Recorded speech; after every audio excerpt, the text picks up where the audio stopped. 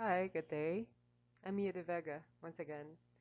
I belong to Group D, and I have prepared a report on Module 14, Part 6, Items 1 and 2. And this is about reminders for conducting a radio interview. And specifically,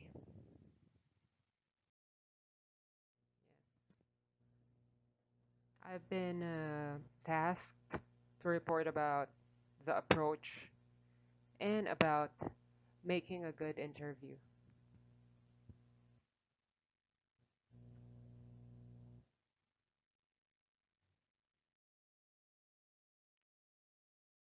Yes, okay. And again, my sources are at the bottom left of the page. And of course, the primary reference is our textbook, Design and Production of Print and Radio DevCom Materials by Lustria, Tabing, and Asalia. Now, before we dive in to talk about the details of the approach in radio interviews, let's first define uh, what approach means in this context. I know you're familiar with this, but just to refresh our memory, the word approach can have a very broad meaning, right? But simply put, approach here is theoretical in nature. It has to do with the preliminary steps to an ideal or an assumed manner in which an action is performed or delivered or executed or done. Okay. With that established, let us revisit the reminders in our textbook. So now again, about the approach. Okay. The interviewees are expected to draw or extract information, ideas, and emotions from the guests or interviewees. The interviewer shouldn't indulge in answering questions or debating or arguing uh, because the interview is not a discussion or an opinion survey or a debate. Okay. Ideally, right, the interview should be a spontaneous event because the audience can always tell if it's scripted. You will hear it. And I think it becomes less interesting that way if there is no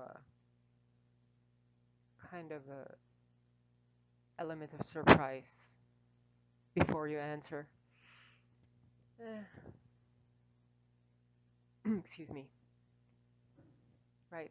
So there are three parties or participants in the interview with different roles, and the most important of which is the audience, because they will always dictate how interesting or how informative the interview is. Now,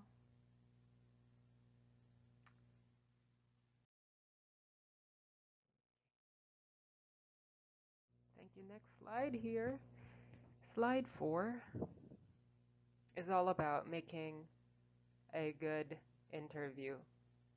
So I did have, of course, I took those from our textbook and I just shortened it for easier recall. I shortened the tips.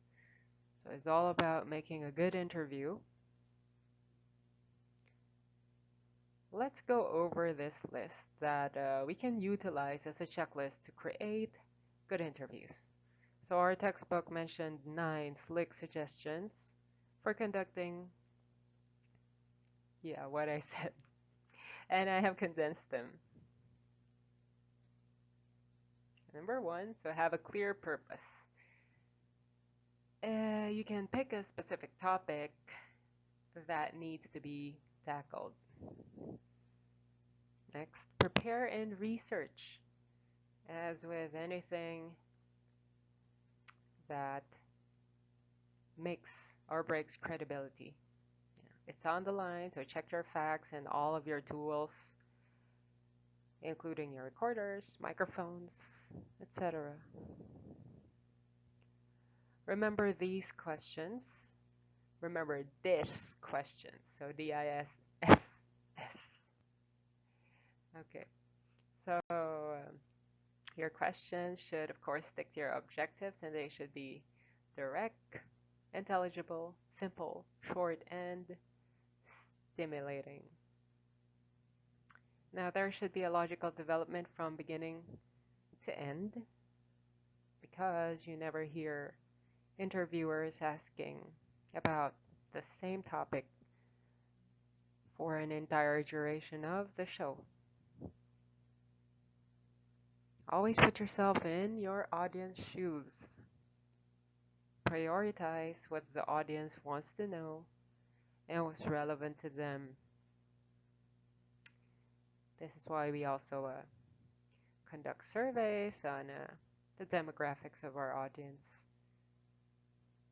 6, be objective and unbiased, of course, as a journalist and an interviewer.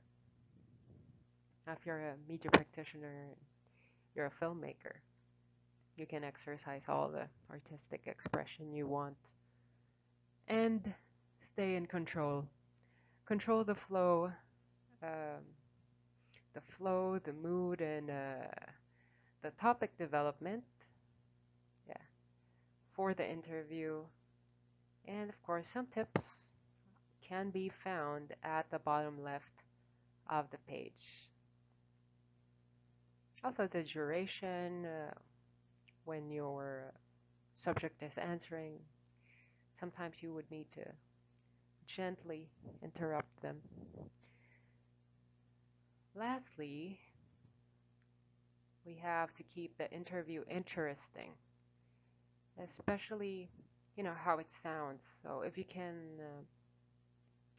begin it with a very lively energy, you should be able to sustain it throughout the entire interview. Right.